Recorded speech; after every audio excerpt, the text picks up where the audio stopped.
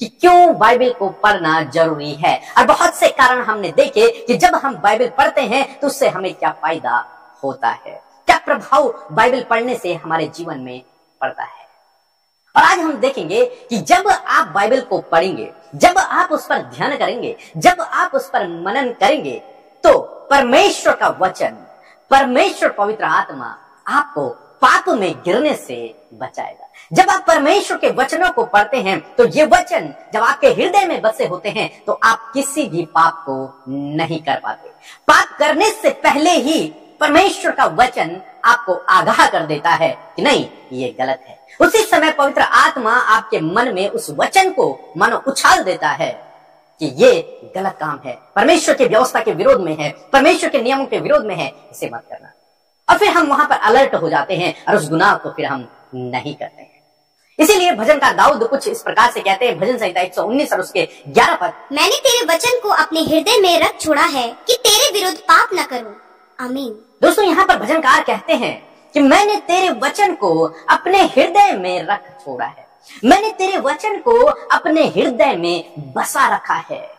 क्यों बसा रखा है? ताकि मैं तेरे विरोध में पाप न करूं, ताकि मैं तेरे नियमों का उल्लंघन न करूं, उनके अनुसार चलूं। इसलिए मैंने तेरी व्यवस्था को, तेरे वचनों को अपने हृदय में रख छोड़ा है, अपने हृदय में उन्हें लिख दिया है, ताकि मैं उनके अनुसार चलूं, उनके विरोध में मैं कोई काम न करूं।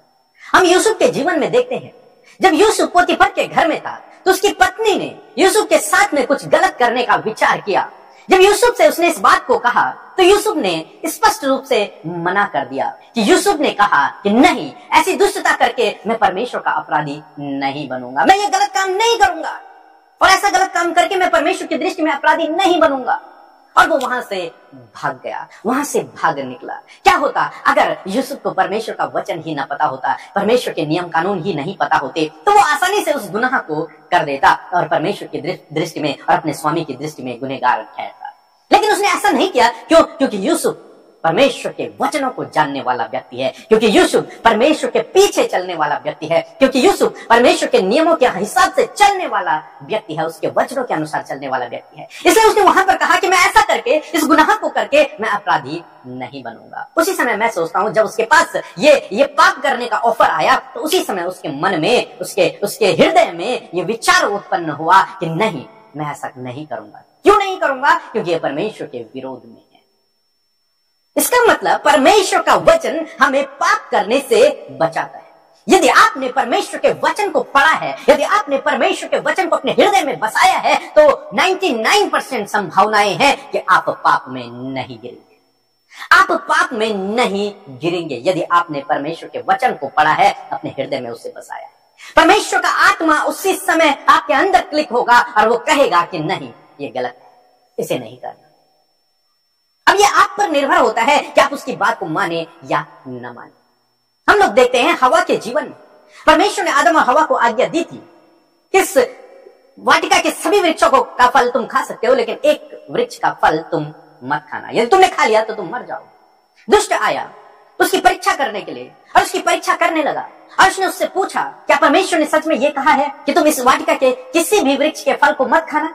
तब हवा ने उत्तर दिया कि नहीं, परमेश्वर ने कहा है कि तुम सब वृक्षों के फल खा सकते हो, लेकिन इस एक वृक्ष का फल न खाना, जिस दिन तुम खाओगे तुम मर जाओगे। तो यहाँ पर हवा ने परमेश्वर के वचन को इस्तेमाल करके, मैं सोचता हूं कि शैतान की उस परीक्षा पर उसने विजय हासिल कर ली थी।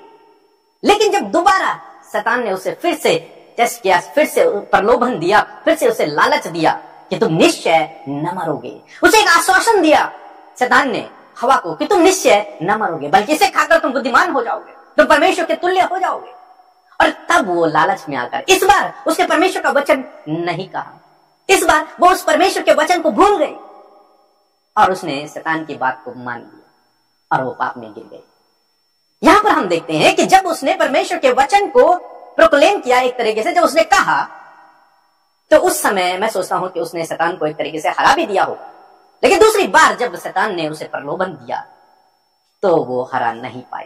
वो परमेश्वर के वचन को भूल गई, वो परमेश्वर के नियम को भूल गई, उसके आज्ञा को वहां पर भूल गई। पहली बार उसे याद था, दूसरी बार वो कंफ्यूज हो गई, भूल गई।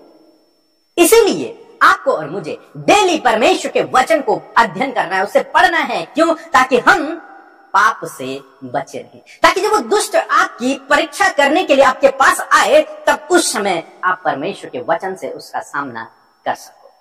इसलिए भजनकार कहते हैं कि मैंने अपने हृदय में तेरे वचन को रख छोड़ा है, ताकि मैं तेरे विरोध में पाप न करूं। तेरे नियम कानूनों को, तेरे आज्ञाओं को, तेरे वचनों को मैंने अच्छे से मनन किया है, उन्हें अपने हृदय में रख लिया है, उन पर मैंने ध्यान किया है, ताकि मैं तेरे विरोध में पाप न करूं। आज शाम में मैं आपको उत्साहित करूंगा कि परमेश्वर के वचन को पढ़ें, क्योंकि परमेश्वर का वचन ही है जो आपको पाप में गिरने से बचाएगा। जो जब दुष्ट आपकी परीक्षा करेगा, तब उससे लड़ने के लिए वो आपकी सहायता और मदद करेगा। उसी वचन से आप उस दुष्ट को हरा सकते हैं, उसी वचन से आप उससे लड़ सकते हैं, उसी वचन से आप उस पर विजयी हो सकते हैं। तो आज शाम में आप अपने मन में ये निर्णय लें कि आप परमेश्वर के वचन पर मनन करेंगे, आप परमेश्वर के वचन को पढ़ेंगे। इसके बहुत फायदे हैं, हमने बीते दिनों देखा, और आगे भी आप अपने जीवन में अद्भुत आश्चर्य कर्मों को देखोगे जब आप वचन को पढ़ना